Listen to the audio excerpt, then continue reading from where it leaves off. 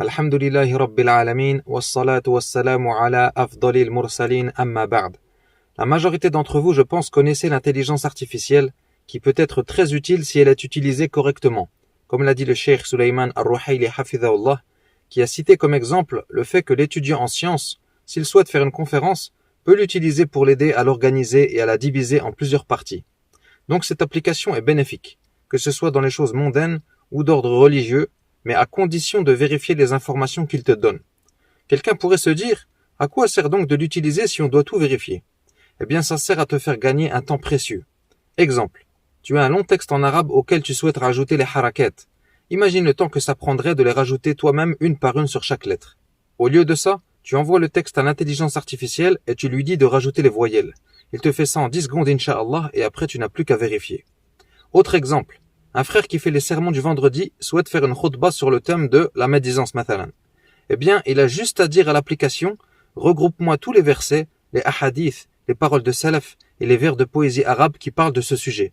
Ensuite, il n'a plus qu'à vérifier les sources pour s'assurer que tout est correct. Ni'ma azima. Par contre, gare à toi de baisser ta garde et d'arrêter de vérifier, car ces programmes évidemment ne sont pas dignes de confiance. La preuve, plusieurs fois je lui ai demandé de m'apporter des paroles de savants sur tel ou tel sujet. Et à plusieurs reprises, ce kadhab m'a répondu, le cheikh Foulan, dans tel livre, a dit ceci-cela à ce sujet, en mettant carrément les guillemets au début et à la fin de la parole comme si c'était du mot à mot.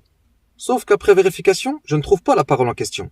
Je reviens alors lui demander plus de précision comme la page exacte du livre, et là, yabda yatakhabbat. Il commence à s'embrouiller et à dire qu'en vérité le cheikh a fait seulement allusion à ce sujet dans un autre livre. Et au final, il finit par s'excuser de s'être emmêlé les pinceaux. Donc, yakdhib, il ment. Une autre fois, je lui ai envoyé la photo d'une page d'un livre PDF en lui demandant de m'en faire le tafrir, c'est-à-dire de me réécrire le texte de la photo afin que je puisse le copier-coller. Eh bien, il m'a échangé des versets du Coran présents dans le texte par d'autres versets qui n'ont rien à voir.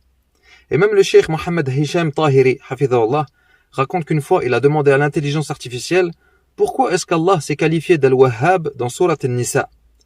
Il dit, l'application s'est alors mis à philosopher alors que le nom Al-Wahhab n'est même pas présent dans Surat An-Nisa. Et également dans les traductions, le cheikh a dit qu'il a trouvé de nombreuses erreurs.